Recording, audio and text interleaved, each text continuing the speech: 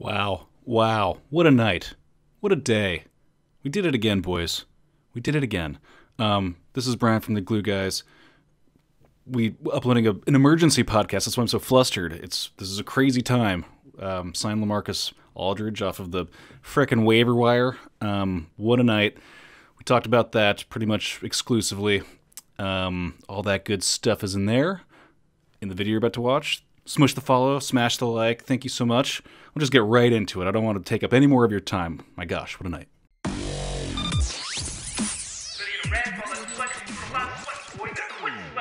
Welcome back to the Glue Guys. This is Mike here. Say hello, Brian. Hello. Damn, that was good. Higher Check than us out on usual. Twitter. Yeah. At BK Glue Guys, netsdaily.com, The Athletic. Get yourself behind that paywall, theathletic.com/Glue Guys. Our next pod's going to be email pod, so netspod@gmail.com. I didn't even know that. Yeah, I'm just making it up. I'm going to go, Brian, emergency pod. Cool. Wow. What a night. We'll always remember this night. Our cup runneth over officially, finally. Cool. Truly, it's too much now. It is too much. It's a burden, all these riches. Mike, we had a day. What happened? So LaMarcus Aldridge. Let's kind of trace this back a little bit before we get to the news, which obviously let's if ease people into are this. coming to our pod, they know the news. We're going way too fast. Let's back into this, baby. Yeah. We've been waiting all year for Andre Drummond to be balled out. And Nets have been waiting. You know, okay. He was the prince that was promised, the potato sack defense prince that was promised. And throughout that whole journey, the Nets signed Blake. Nick Claxton showed something that we didn't know that he had inside of him. But yet we were waiting for Andre, waiting for Godot, waiting for Drummond. Right. I was waiting for that was going to come out. Yeah. I was waiting for Mike to make the waiting for Godot joke. Yeah. What do you think is the portion the correct ratio of people who've actually read don't waiting know for anything Godot, about it? or I have no gone idea. to see waiting for Godot versus have used that phrase. It is a 0-to-1 ratio for sure. Do you know it's about God? Anyways, sorry. Checks out. So we were waiting for Drummond, and he is free. He became free from the Cleveland Cavaliers. Everything looked like he was heading in an interesting direction, and then suddenly, out of nowhere, a big man from San Antonio pulled up his bootstraps and made the voyage to Brooklyn. LaMarcus Aldridge is a Brooklyn Net. Yeah. Not a Miami heater. Not a heater. A netter. Yeah, and I think that's a big thing. But before we're gonna break down everything because this is an emergency pod, Brian. Yeah. Let's not do emotions, but how do you feel about it? A classic. I feel weird about this one. Yeah, I agree. Yeah. Right. Okay. And it's not that I feel like. Well, how do I feel? Let's just go from there. I feel like this is an odd fit. I going back. Again, we have not. I'm not going to pretend like I've watched a whole lot of LaMarcus Aldridge in the last couple of years. That would be dishonest. We don't do that here on the Glue Guys. That's not a glue move. Okay, Mike? So I had to go and dig up some old articles on poundingtherock.com, the SB Nation board, for the Spurs to glean a little bit about what their ecosystem thinks of LaMarcus Aldridge. And I got to tell you, they don't think much of him in the ways that we that we would want. They are the data about him being bad on defense seems pretty overwhelming. Also, the eye test seems to have been pissing people off in the last couple of years on the defensive end, which is where we need, if we need the help, I guess that's where we need it. Or I don't know. It's just adding more depth. But I guess like the way that I see this deal just is, I guess the fit is going to be interesting because I don't know where LaMarcus Aldridge sees himself in his own career. Blake Griffin is, I think, a perfect, fitting in seamlessly because I'm thinking he's very content to be playing his hard-won 16 to 20 minutes, depending on the matchup, and not being a focal point for the first time in his career. And I think that bench role is suiting him nicely. Is LaMarcus Aldridge feeling that way? I mean, presumably because he's, taking this veteran minimum 1-year deal. So that suggests, somebody knows where they're at in their career. But maybe not. I don't know. Like there's a lot to unpack, Mike. But symbolically speaking, I think that's the most important thing. It's yet another data point to suggest that we are the Death Star that everyone kind of thinks we are. And so for those reasons, for just the supporting the Death Star narrative, I'm in favor of it. And that's important. That's an important narrative to propagate. Do we want to be the Death Star though? We already are. So it blew up twice. That's true. Flawed. Hadn't thought about that. Yeah, a flawed. What is our like missile canal thing? What's the missile canal for us?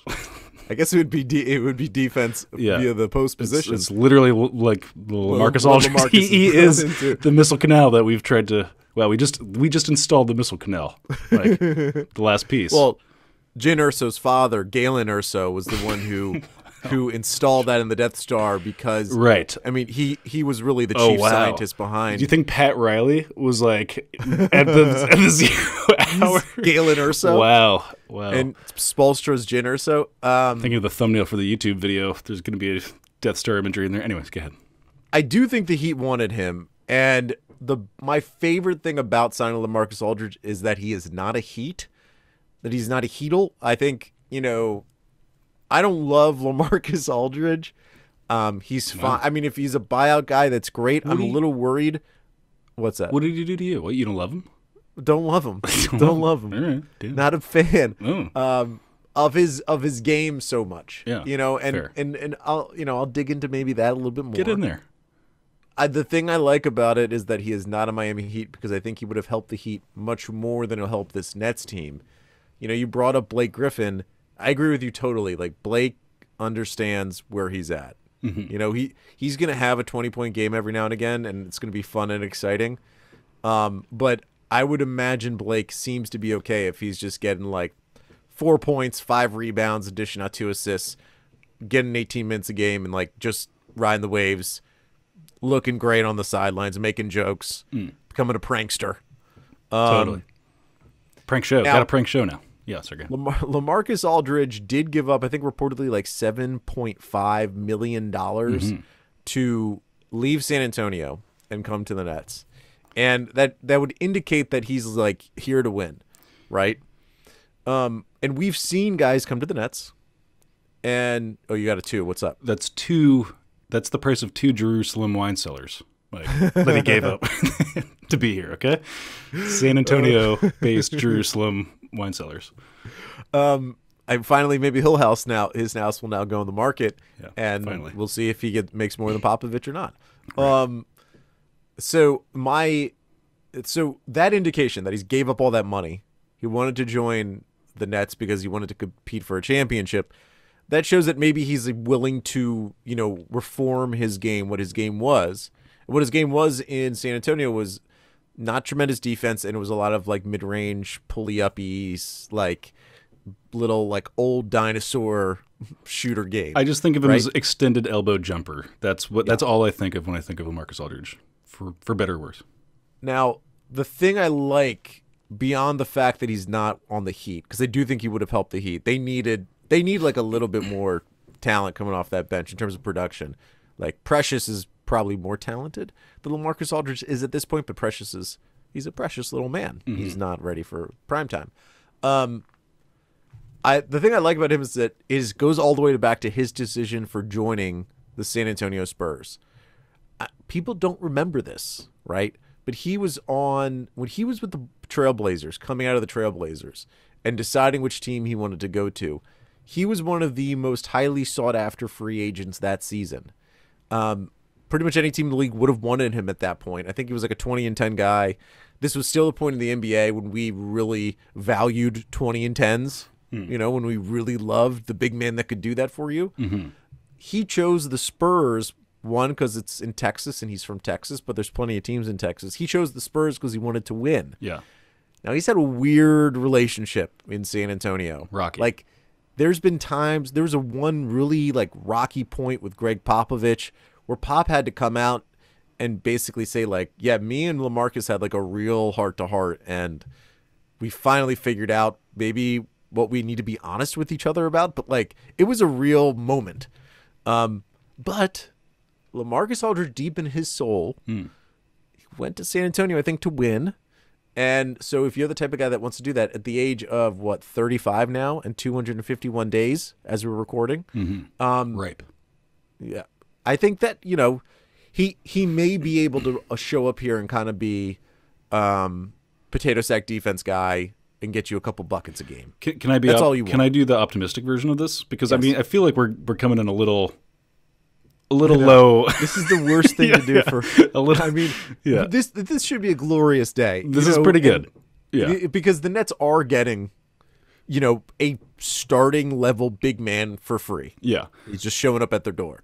And so let me, Like Elijah, happy Passover to all my Jewish brothers and sisters out there. Shabbat. It's Is that what you say? right now. Do I It's say it? literally it's Passover. We had Passover dinner. That's why I missed your phone call because I was Maz, wow, how inappropriate of me. My God. My apologies. Well, I'll to keep going with this optimism, piggybacking on my take about how our front court rotation's a lot like Mike Mussina's pitching. Yes. Have you heard me go on this? This is my take about this. Have you heard this? Just kidding. This is your take. This is Mike's take. This is okay. I was pretending that this was my take.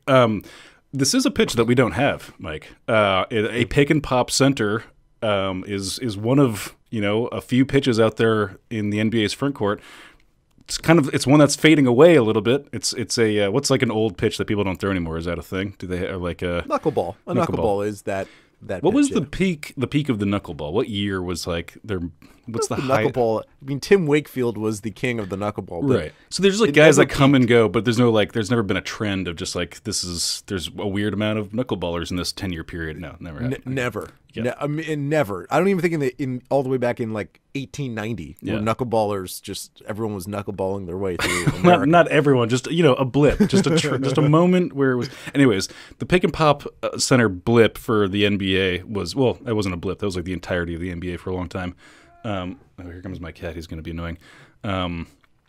But yeah, so it's a pitch that we don't have, and if we're just building up a vast repertoire, and like Steve Nash has been, to his credit, been really effective at just like putting these pieces directly into their place, neatly, succinctly, not missing a beat. We're not losing any games, even though all we're really running out there is James Harden and like these randos that we're picking up off the waiver wire at this point. I mean, I'm underselling that a bit, but yeah, but that's what I do. But anyways, so here's another rando. Here's another no name off the waiver wire. Here's another G leaguer.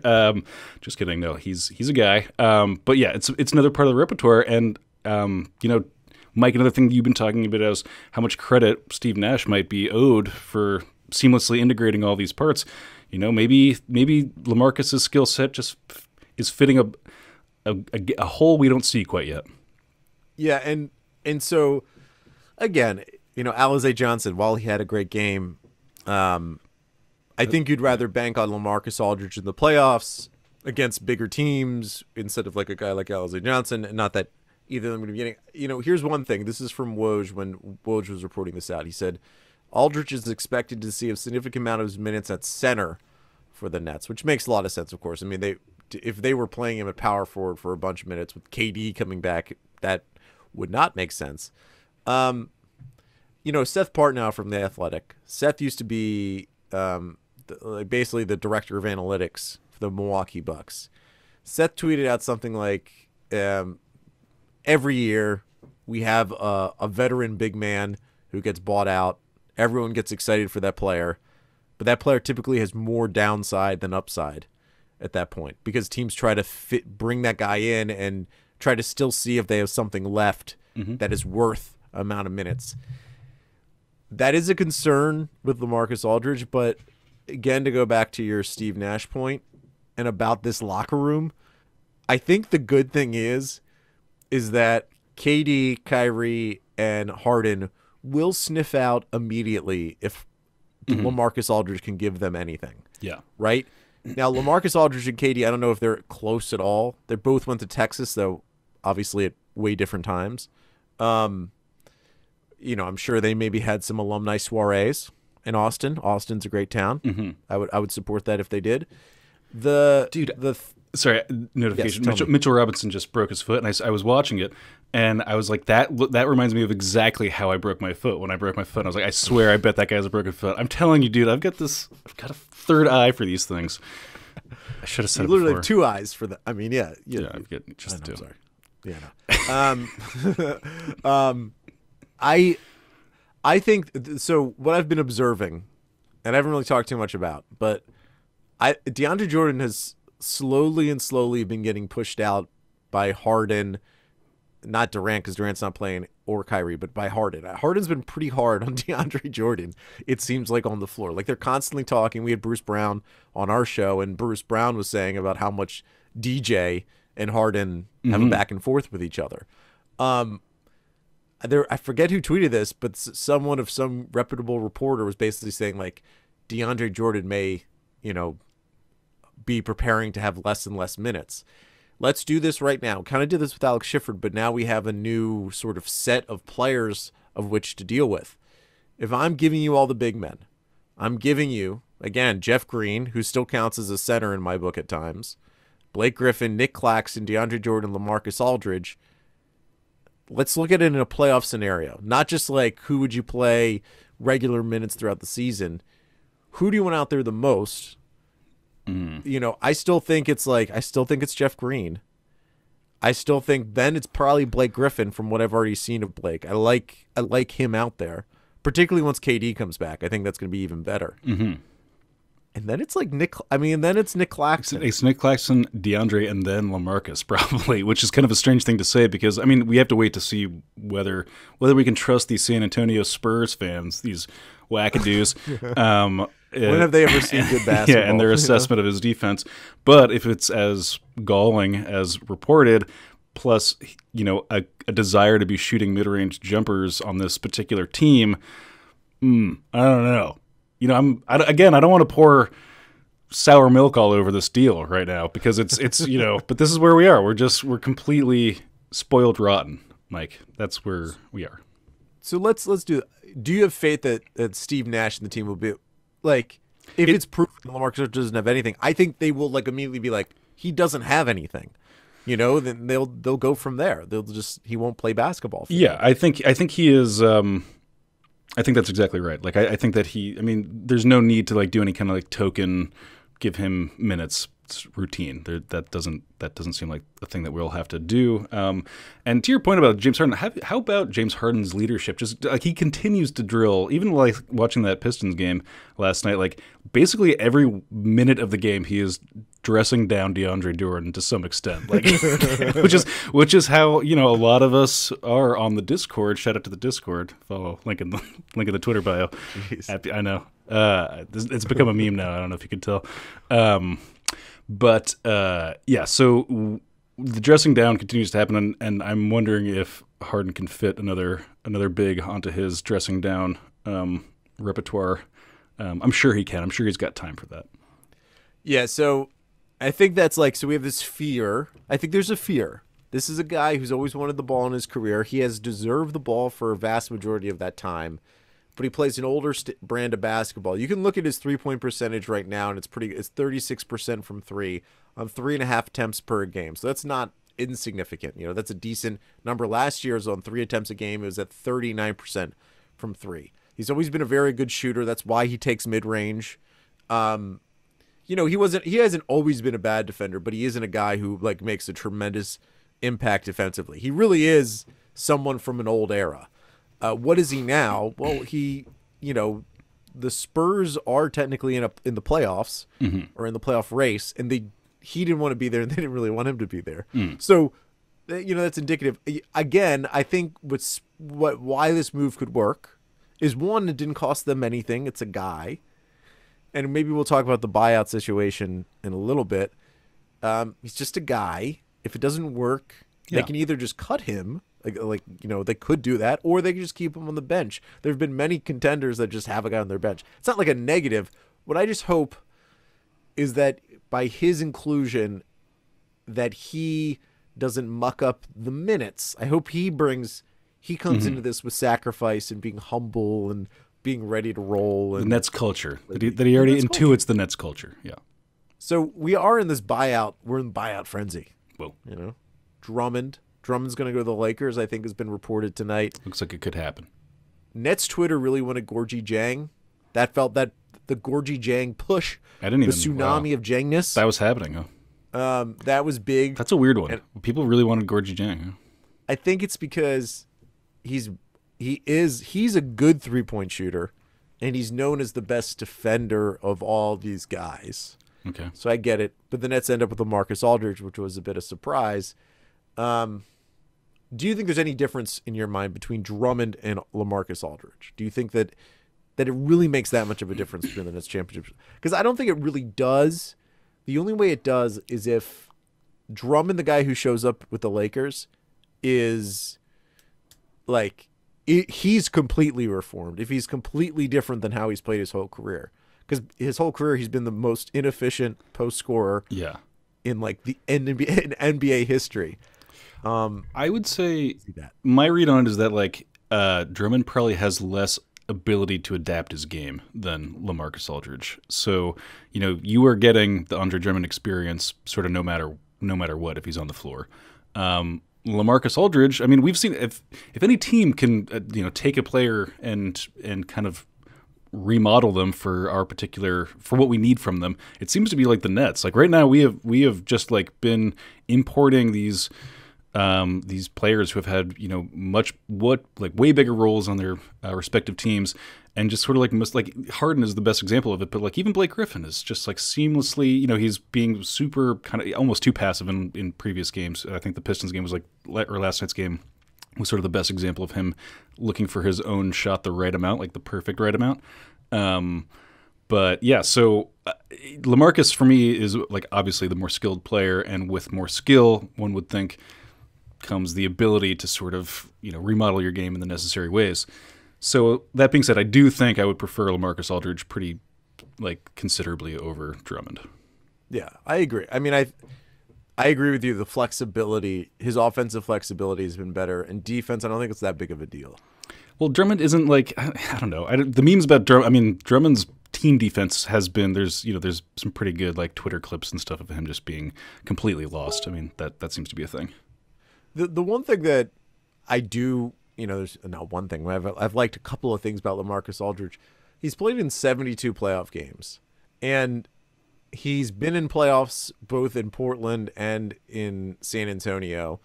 In San Antonio, there's been a couple of teams that are pretty good. It's not nothing to have that experience. Right.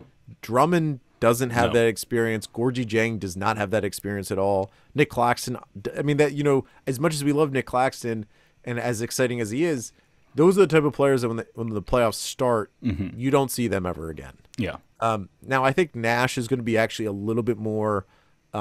He's going to be able to deploy Nick Claxton in moments. Yeah. Oh, totally. 72. I've come all the way around on Nick Claxton being able to get real minutes in the playoffs. I actually think that that's totally feasible, just based on how well he defends guards all the way out at the perimeter. It's like a crazy skill to have with his age and his position. Do you want to know what's the ultimate Nets podcaster thing that I'm about to say? Please, yeah. The Bucks. They have Giannis. I actually think Nick Claxton on Giannis is terrible. Who was it? Well, no, I was saying Nick Claxton on Embiid and Giannis, but I threw them in together because the Embiid thing is obviously not as whatever. But I threw them together, and I feel like it sounded crazy at the very beginning, but it seems not so crazy. I mean, honestly, all the clips made the rounds of him basically stuffing Damian Lillard in a couple of occasions. He's got some wild versatility defensively. It's a pretty wild situation that we got on our hands, Mike. It's wild. Claxton is so athletic. He could be the mysterious or mythical wing defender that I hope I wanted the Nets to get at the trade deadline, the Josh Richardson type that I wanted the Nets. He's like the Otto Porter that you want. Yeah. The Nets, I think the Nets do still have a roster spot that they could utilize if they don't re-sign Alize Johnson, and if Otto Porter gets bought out and then he ends up on this team, people would be upset. People would be very mad. They're already upset. That's what I'm saying. Just be the Death Star. They already hate us. Let's quadruple down. Let the butt hurt flow through you. So it's kind of funny. I think if you are a listener and you've gotten this far, you would be like, they were really down. Yeah, LaMarcus Aldridge. I know. I don't want to be down on it. not. I just don't want to make it seem. I don't want to make it seem like this is the piece, that he's the guy that's going to fix any issue that they may have defensively. He's not that dude. But he's going to be consistently better than Alize Johnson. It is a jewel in the crown of our depth. Like, that is the last, little bit of oomph to say, like, that is an incredibly deep team built for the playoffs. I mean, let's do this bit. Okay. Here's the starting lineup, right? I don't actually even know who's starting at center anymore, but it's Kyrie, KD, James Harden, Joe Harris. I'll say DeAndre Jordan's still starting. I think probably. Bruce Brown. This is bench now. Bruce Brown, Shamet, Blake Griffin, LaMarcus Aldridge. I'm skipping. There's Nick Claxton. This team is, and maybe Spencer Dinwiddie coming back from injury. It is crazy. And this all happened. The Nets traded their depth to get Harden. Mm-hmm. And that depth, the departure of Taurean Prince and Jared Allen, Karis LeVert, have been filled in through Blake Griffin, LaMarcus Aldridge, Luis Scola, the prophet, Luis, the Argentinian prophet, called it. He said everyone's going to come here, and everyone is here. We were so naive back then, Mike, when we traded away our depth. I'm using my air quotes here if you're not watching on YouTube. Our depth. We were in a Mohawks Airlines state of mind, Mike. That's where we were. We were just a mom and pop shop, and that's different now. We didn't realize, because this never happened to us, that you can just pick up all the best players off the waiver. We didn't think about that at the time, because that's not a Nets tradition. But it's crazy. It's 2021. Everything's different now. Everything's great. Let's party. So I think KD's coming back soon from injury. Hopefully Kyrie's back. There was someone random that reported that maybe, I don't even want to say what they reported. I mean, nothing bad about Kyrie, just that they had some additions to his family. I'll say it that way. This is just some random report. I don't know how it got traction, but this is what I saw. So I don't know if it's true. If it is true, blessings to him. Exciting for it. But if it's not, that's awkward that I talk about it. Everyone's going to come back, and this team is going to go to a whole nother level. Let's just do one small thing. We'll probably talk about it more in the next episode. We should talk about it now. James Harden said that he is the MVP. Someone asked him, "Are you an MVP?" He said, "Yes." I'll say this. No guy has ever won the MVP being traded that same year. No one has ever been traded and then become MVP. I'm not saying it can't happen, but it just hasn't happened. Yeah. Are you open to considering? Is he the MVP? Does he deserve to be? What do you feel? You know how I feel really about the arbitrariness of this MVP award. I've always hated it, and the conversation around it I feel uncomfortable even engaging with it, just because it's such a fake award. And I'll just be honest, he's not going to get it. Mm-hmm. Even also he is, like, honestly, like, I mean, who's the best player in the NBA right now? Like, completely carrying this team into, like, a divine prominence. It's incredible to watch. The thing that's going to happen is that if Kevin Durant comes back this week, we're all going to realize again, oh, that guy's good. Mm-hmm. That guy's good at basketball. I don't know if you've watched Kevin Durant, but he's good at so that's going to happen, and then as great as Harden is, and he's going to be even better with Durant on the floor, you're just not going to do it. It's like one of those David O. Russell movies where you got Bradley Cooper in it and Christian Bale. It's got an amazing cast. You can't win Best Actor in one of those movies because you're around a bunch of other. Amy Adams is in it. No, you got to be. Jennifer Lawrence is in it. You got to be just starring. I'm literally naming one movie. Revenant. Just that's the model. You and a bear. Just keep it simple. Isn't Giannis basically Revenant? He is the Revenant of MVP candidates. That's exactly right. So this is exciting. Let's put one final thing. So, LaMarcus Aldridge, yay or nay? Are you anti? Let's just. Oh no, I am extremely pro this. We've come in like seeming like anti somehow. I think that's maybe how some people will read this, but I'm incredibly pro, and this is again, it is a jewel in the crown of our depth. Yeah, it's great. I just hope he doesn't torpedo this team. So I mean, the toxicity, I can't imagine he's going to be stirring up some some bullshit with the caliber of players we have on this team. That would be inappropriate, Michael. Well, it's crazy that I've done this before, but it's like the fact that we have any negative feelings about a guy like LaMarcus Aldridge wanting to join the Nets is stupid. It's stupid. It is a It's stupid dumb. I feel conversation. dumb. I feel dumb for the conversation we just had. Like, regret it. No, it was good. It's good stuff. Good stuff. Thank you all for listening. We'll be back in your ears as soon as possible. Check out our Discord, link in our Twitter bio. Check out our Twitter. Yeah, there you go. Which is linked on our Facebook page. Check out our Instagram, which is linked on our Facebook. Which is written on the back of this piece of paper here. Just kidding. Yeah. We do have an Instagram. We have a very poorly tended to. We let so many, there's so many platforms these days, Mike. What can you do? Thank you all for listening. Again, we'll have more Nets content soon. Mailbag, get your questions in, get your thoughts in. The mailbag will be focused. Here's what the focus is. It'll be rotation focused, playoff focused, and end of the season, like just keep staring at the playoffs. So focus your questions and thoughts and comments towards playoff matchups and rotations. That's what it's going to be about. netspod@gmail.com. Thanks, everybody.